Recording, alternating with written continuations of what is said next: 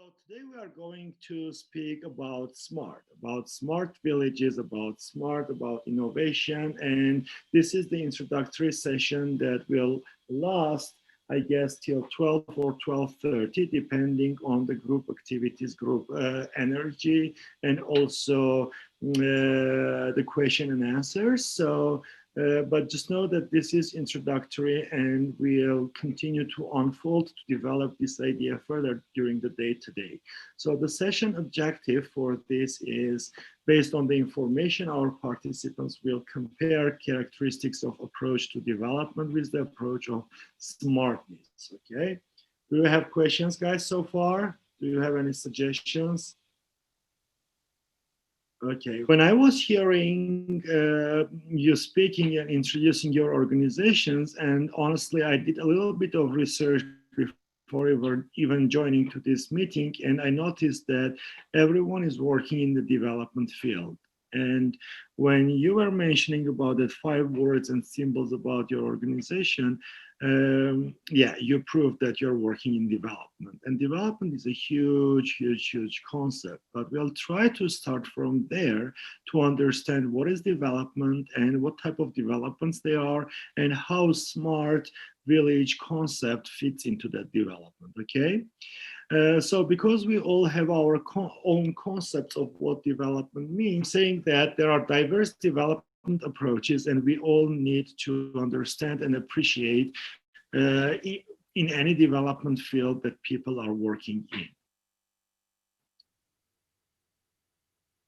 Okay, can I move on, Vahe? Yes. Okay. Now I'll ask you to take a minute or two to write in the chat box, what do you think is development? Okay, and once you write it, it can be a word, a sentence. I don't need any definition or real, dictionary definition. What, from your experience, what is development? And Vahe, I'll ask you once they write it, just to summarize and give it back to us.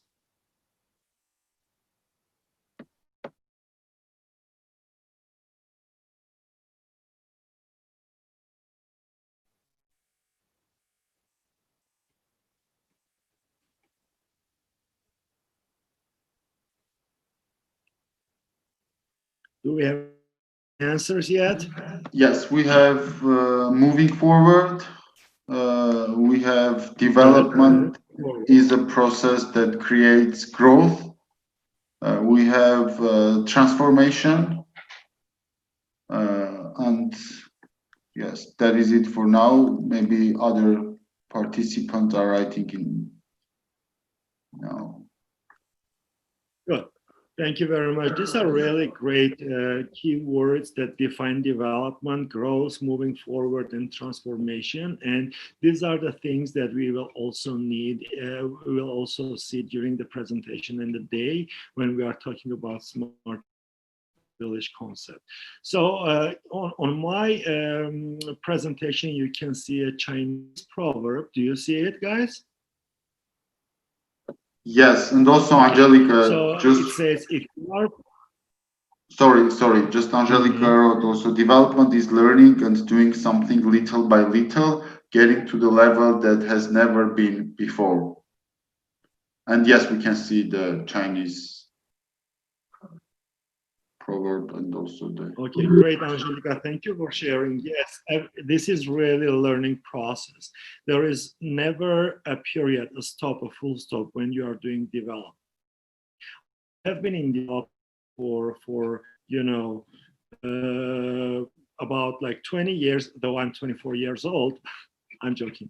But development is something you can never stop. And every time you're learning, every time I'm participating to any webinar training, I'm learning new things about development. So yes, I appreciate your point that development is learning and bringing you to another level, just, making your expertise better. So the Chinese proverb says, if you are planning for a year, sow rice, that is plant rice. If you are planning for a decade, plant trees. If you are planning for a lifetime, educate people. Now I'll ask all of us to look, to understand what happens after each phrase of the quote. So what happens when you plant rice? Please unmute yourself and share your thoughts for the first sentence. What happens when you plant rice?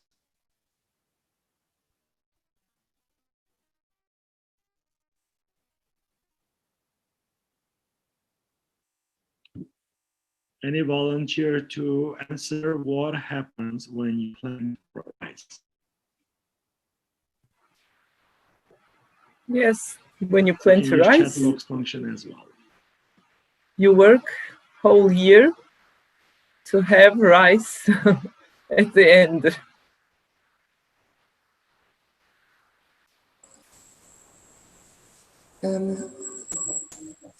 Also, if you're planting rice, which is the main nutrition which helps people, even if you eat only rice, you can have your basic nutrition. So for the first time, you need your basic needs to be fulfilled, and then you can go on. Good. Any other answer before we proceed? Yeah, have clear goal and well-defined plan. Mm-hmm. How to go to this, to achieve this goal. Good point, Tamar. Thank you very much. Yeah, that's also true. There is no right and wrong answer. It's just, gives you food for thought to understand, to think what happens when you're planting rice. For me, when you're planting rice, people eat, but they will still be planting rice every season and be rather vulnerable. They won't be able to improve conditions over time because, you don't know. Maybe that year the harvest is not good, okay? So what happens when you plant trees? Again, please think a couple of seconds and bring your answer, either in the chat box or just unmute yourself. What happens when you plant trees? The second sentence of the proverb. Well, you plant a tree and you don't have to plant a tree every year. I mean, you plant it once and then you get the, forgot the word. So you get the apples, let's say, by themselves, just like every year afterwards, right? Well, it will grow itself basically. Okay. So it's But much still more it's- ongoing process, right? So it will bring you. But still, it's not guaranteed that it will grow. It might happen something, maybe. Mhm. Exactly, yeah. So they are stronger, and when you plant them, they keep growing for years, but they take longer to produce results, and you are still vulnerable to how well they will grow, right? And Good. gradually So you what can check happens the when? results. Go ahead. Yeah, Say and it again, gradually you Tamar. can check. Gradually you can check the results. Yes, you can How it monitor, you grows can check, and you can yeah. understand how it's growing. Exactly, that's very true. Any other before we move forward to the third line? In the chat box, we have Shorana, but she wrote this about the first part of your task. So you start dreaming about huge crops. It is about when you are planning for a year, like sow rice. Yeah. And also, just one thing that I missed also, Tamar wrote about development, the development of innovative mindsets, which is kind of crucial for development projects. Exactly. This is really great, Tamar, because what you wrote in the chat box and what I just told is a nice segue to the third question. What happens when you educate?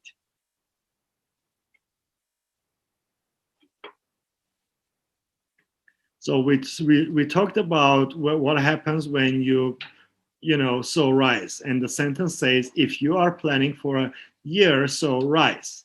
If you are planning for a decade, plant trees. Now, if you are planning for a lifetime, educate people. So the question is, what happens when you educate? Mariam wrote in the chat box that it is the foundation for further development. I would also add, like, this is a mechanism for ensuring sustainability, I would say, of our initiatives. Right, sustainability component. This goes back and very nice connects to what Angelica mentioned about learning when she was kind of defining the development. She said it's a learning step-by-step thing. Okay, good. What else?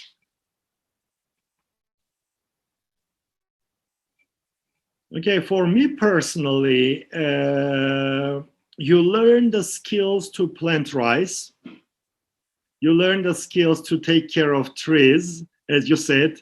Tamar, I guess it was you saying like monitoring how tree grows. So this is the education component, and to provide for yourself, and you will be less susceptible because you can adapt and use your new skills. So this is education for me. When you are planting, planning for a year, so rice, it means like rice, this year it's good, next year the harvest is not good. The tree, it's great, it's growing, it's getting bigger, it's long term, so you won't see the impact until, you know, many years later. And if you educate people, this means you help them learn the skills how to plant rice and how to care for trees. In the development field, when you are talking about this proverb, there is also another, you know, example. They are saying, instead of fishing for themselves, teach them how to fish. So it's the same concept that you are educating people to take, to be in charge of their own lives. Okay, so development happens on many levels, and different approaches work in collaborative with one another. There is no right or wrong answer to development, this way or that way, monitoring or just education. All the development approaches are in collaboration with each other.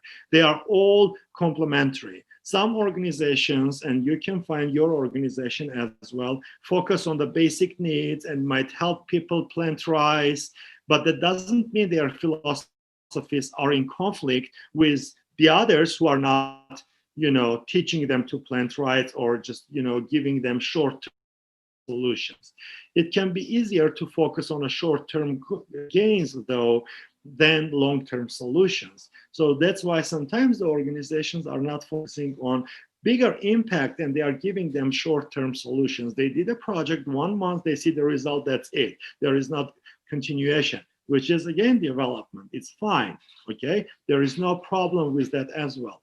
There can be a lot of validation of planting trees though, right? Planting, as it feels good to see the harvest at the end of the season. But you can ask yourself, is this the impact that has there been a long-lasting change? What happens after we serve in this community and the continuity continues to just planting rice? This is the question we are going to ask ourselves throughout the session and trying to understand where that smart village concept fits in. Is this something we want to do? Do we want to do a lasting change, or just a short desired impact we want to see? What happens after we leave that community? Are they going to just plant trees and rice, or they have other toolkits to develop themselves? Any comments before I move forward? Okay. So again, when I said that we are going to talk about development, and that's the reason I started by defining development and seeing how we understand development, I want to continue that concept and kind of think development as a history, how it started, and also narrow down, zoom in what it means to smart villages, okay? So you can see from after World War II, from 1950 to 1960, the concept, the approach, the philosophy of development was to do development to the people. So people were seen separate from the development process. This is very important. Development was done to the people. So people were not seen part of the development process. Starting from 1916 to 1970, do development for the people. So people were seen as recipients of development. So they would receive development, okay, but not active players. So first stage, people, it was done to them. The second, it was for them, but they were not active participatory. They were not actively involved. From 1970 to 1980, development through people, which means people were seen as the process for achieving development, but it was still orchestrated from outside the community. So from outside, I have this money. I'm sorry. I have this money, I'm bringing it, and I'm doing the development through you, okay? From 80 to 90, do development with the people. So people's participation was seen as a necessary ingredient, with communities considered as catalysts in the partners in development. So greater emphasis was put on the inclusion of women, and more participatory methodologies were emphasized. So this is doing development with, okay, do development with the people. And the last but not the least was, this is like the present development philosophy, empower people for development. So the focus now, and correct me if I'm wrong, and I'm sure your organization emphasizes this a lot, the focus is now on developing local capacity for self-development. So focus is developing local capacity for self-development. For the first time, people are seen as the primary focus and owner of the development process. So as I mentioned, you know, by the word empowerment and participation, I'm talking about the level of people's involvement in their own development process. So the level of people's involvement in their own development. So they are dictating the agenda. It's interesting to look at this same timeline, but through the lens of how people are viewed as either a reason for, a part of, or owners of the development process. So all of the previous theories and approaches to them, for them, through them, with them are good. Still people are exercising. That's also fine. But in the framework of smart villages, empowering people for development is really very important component that we want to highlight. Okay, and I would suggest if you like watching TED Talks, go and look at Ernesto Sirolli in YouTube, or if you have read the book, this is interesting. Like his concept of development is just amazing. Or Vahe, if you can share later the link with the team, that will be amazing. I will put the link in the chat box in a few seconds. And he also wrote a book, so just yeah, this is really amazing. Read it or just watch the first 15 minutes of the talk, and this is my favorite, and just says everything about development.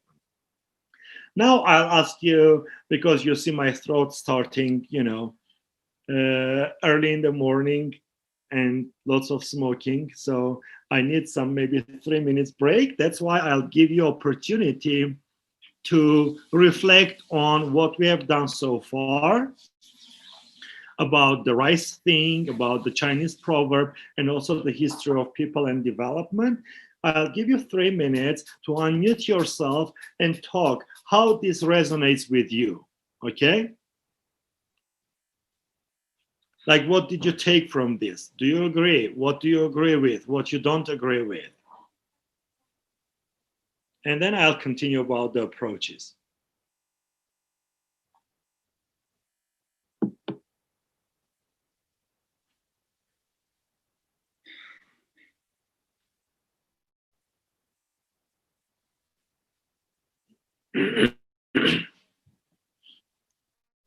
Okay, if you don't want, let me continue. Wahed, unmute yourself, please. Sorry, I just want to say a few words. I know that when we are doing this kind of webinars, it is sometimes hard to have this interactive approach, etc. That is why I will talk. I will say a few words. For me, this last phase of development sector is very much crucial because Stepan already said that having this participatory approach in smart village development is crucial. And why we have started from the history of people and development, because without having this foundation, we cannot talk about smart villages, because smart villages, they are not just about IT technologies. Most of the people think that this is just about IT technologies, I don't know, technological solutions, etc.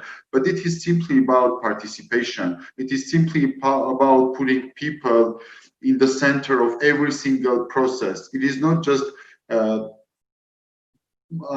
ensuring people's participation in the implementation phase. When we are having the project, then we are inviting people to the celebration, etc., etc. It is making sure that they are part of the project design, implementation, and evaluation, so they have this ownership over this process. I don't want to elaborate on this because we will talk about it in the next slides and also in the next session.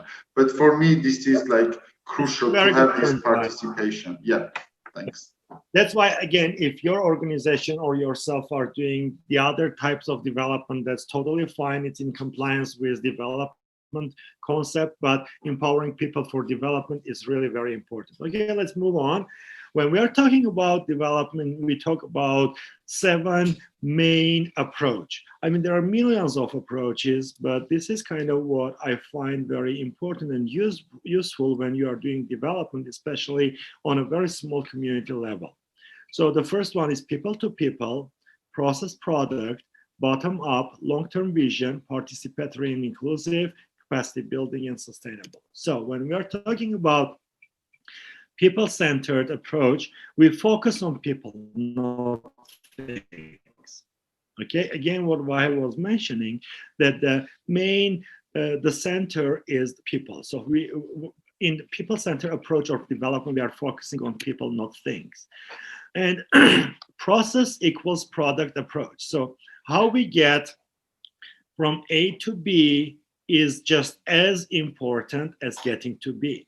So it's not only the end result, but the duration throughout. It's also very important.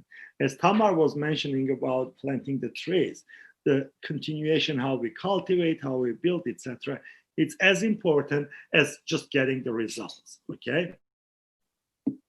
Bottom-up approach. We very often see more of a top-down approach.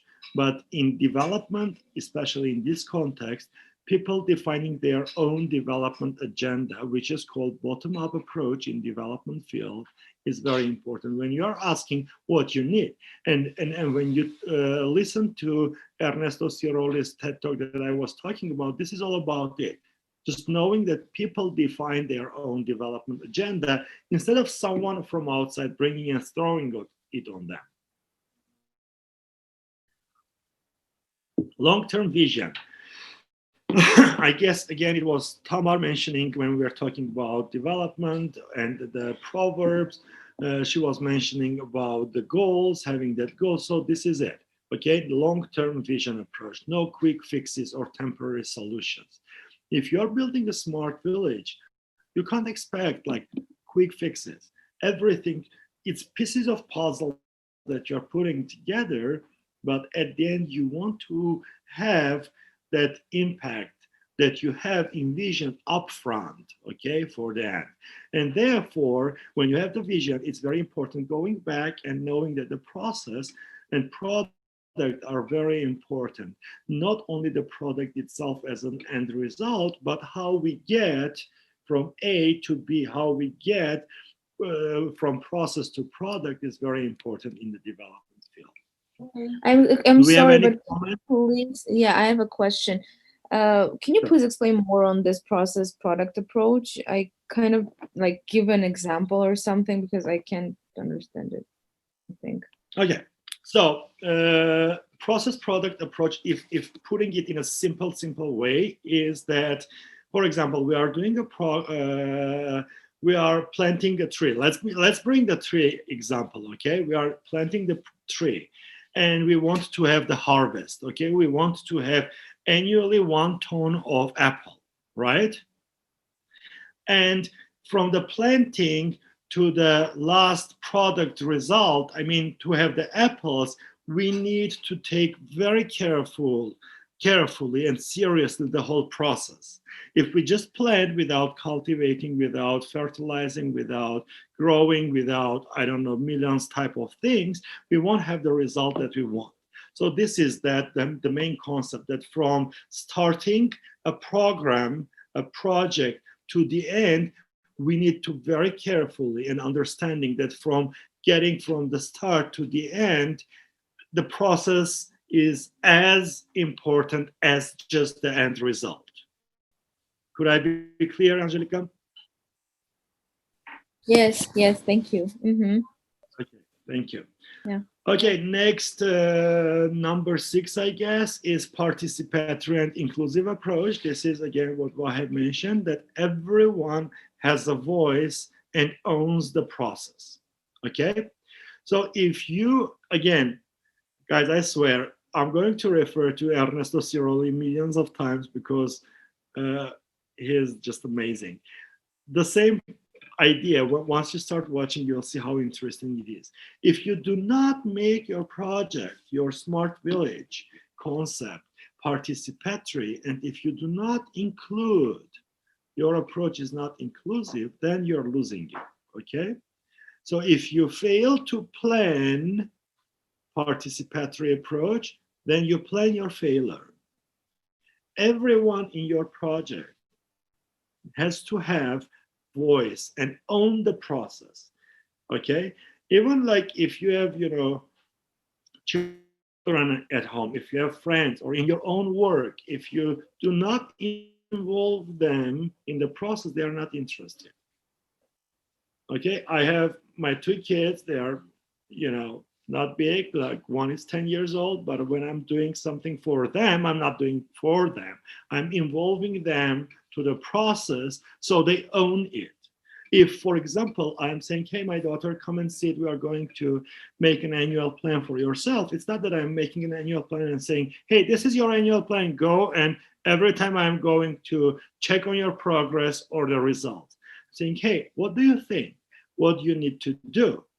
Okay, how can you do it? So more of including herself into her development agenda so that she owns the process. It's not that my dad told me I have to do it, but it's, hey, I agreed on this. Yeah, I like it. It's my suggestion. I'm involved in the process. And number 6, this is number 6, capacity building approach. The greatest resource is the human one. So if you are building only infrastructure or institutional capacity of the organization, but not human capacity, then you're losing it, okay? Let's say I have an organization that is really like 50 years old in the field, is amazing. We have all the systems. We know how to do records management. We punch in and out when we go to work. We have really, if you want annual leave, we have policies for that. We have this and that. But if you do not build the capacity of the staff of the team that you're working with, the human capacity, no one is going to use your records management. No one is going to use this or that. So this is all about that. Building the capacity. If you bring IT as one of the components for Smart Village, that's awesome. But if you bring and say, hey, this is the database, this is how the data works, this is how the huge mega field or connection internet works, but they don't know how to use Microsoft Word, you're losing it, okay? Because you didn't build their capacity enough to be able to do that. Make sense? Okay. The last approach for me, I mean, again, there are millions of approaches. These are my top 7 that I always refer to because these are something that is applicable for any culture, any community. So, sustainable approach. Again, Vahe was mentioning about sustainability component. This is very important because this ensures the continuity of your work. Okay, very often we can see amazing projects done, but at the end it's gone because there was no follow-up or continuity or sustainable approach, lenses put on that development process. This is the process where people learn to build on their own strengths, to take charge of their own lives, and to address their own expressed needs. Okay, this is very much connected to the to what we were talking earlier about development agenda, their own agenda. If you don't have their development agenda, one of the best and the basic important thing you need to have, you are losing your sustainable development approach. Okay. Okay, let's take like about 3 minutes to talk and see how this resonates with you. What do you think? What's your thoughts? Put it in the chat box on unmute yourself. From after this, we'll move on. I have a question actually. So this approaches to the development, so we can have all of them in our project, right? Like we don't just choose one, we can have all of them. It's just like it's better to have everything actually. Now yes, you should have all of them. These are kind of the basics. And if you want, again, if you're not doing development to the people, but development with the people or through the people, you need to have this, okay? If, let's say, let's bring an example of the schools, and I guess in many schools you can relate this to. The teachers, the director, or whoever, because it's top down, they are just saying, hey, this is what you're gonna do. But it's not, it's a development, but it's more of an authoritative development. It's not participatory. If you are doing participatory development, you need to take into consideration all these components, okay? Maybe one will miss, it's not a big deal, but down the road, if you want to say, hey, I have the strongest program, these are the minimum things you need to consider, okay? And these are approaches. This is like lenses, okay? Just put on your lenses and look, hey, do I have this approach or not built into my program? It's not that separately you need to sit and write policy about that in your organization, but it's always good to have it in your head or just to put on your development thinking hat on and start looking from that angle. Okay, Angelica? Yeah, we're actually doing the school thing. We have one team that works on the schools of these 5 villages that we have. And we did take the bottom-up approach, and now we're having some Zoom talks where people, like the teachers and the parents, they're saying what they feel they need. And I think it's right. And now after this, I'm actually like very sure that this is the right way. This is amazing because that's the way it should work. If you are doing, if you are doing development education for children, not asking what do you want to learn, I'm sorry, they are not going to learn. Yeah, yeah. Right? Yeah. And we actually found out a lot of like new things we didn't even expect to know. Education component, education part in the school is my passion actually. I love working with school, and I say one day when I retire, I'll go back as a teacher because I think I can do so much for the kids and help. I mean, they should help. They should run your session. You have the objective, okay? This is my program objective. This is, I want to teach them how to conjugate the verb to be. But the methods, you need to solicit from them. How you want to learn? By playing, or me dictating, or me doing this? Okay. When it comes to, again, it's basic example, read, retell, and translate, then you're losing it. But if you are taking them in a process, when we're talking and you ask the question, process, product, you want them to be able to digest, to understand the text, let's say. Okay, it's cool. And if your own goal is just the product, that they are just saying it fluently, nicely, in that case, you lose the process. But if you, as a development agent, look carefully at the process, it's very important as the end result. You start asking them questions. You start, one question, this person, the other person, making them speak, and you know that they understood the text. It's not read, translate, and retell. At the end, you have the same example, but you had participatory, you had really process-oriented approach. Okay? Yeah, thank you. Others? Yeah. I would like to add here something. In development sector, most of the time, we think that we know all the problems in the community. We think that, if there was an earthquake, or I don't know, people live in poor countries, in poor communities, then they need this. And sometimes it is obvious, even we ourselves sometimes think, this family lives in extreme poor condition, then we need to bring some clothes, food, whatever. In development sector, we have this principle. We say no assumptions.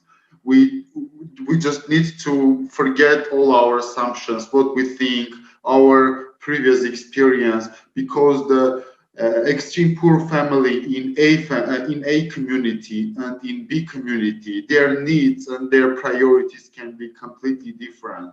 So first thing is to ensure this participation. I know that sometimes it sounds very artificial. Even myself, when I was starting to work in development sector, I was like, oh my gosh, this is like very artificial process, going, asking people what are their problems, what are their resources, etc. But it completely changed the mindset. Someone in the chat box, just a second, someone mentioned about mindset. Tamar mentioned, and this is an excellent point, because without shifting the mindset of the people, without shifting the mindset of the families, of the communities, we cannot achieve big results. And sometimes even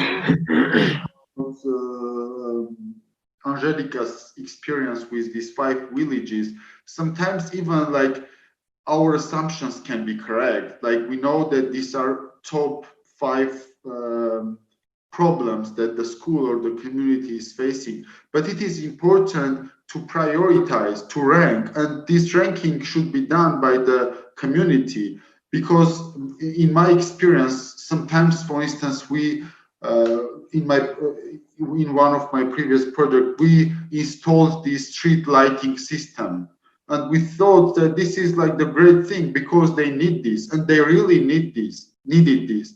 But after several consultations with the community, we understood that this was their 5th priority. Before this street lighting, they needed, I don't know, extracurricular classes in the school, or I don't know, the school, they wanted to have a school which is accessible for everyone, with nice design, etc. So this is crucial to ask them, to engage them in this process, both in terms of that sometimes we might be wrong in our assumptions, and in our sector, as I said, we say no assumptions. We are just going to the community, going to the family and asking about what they need.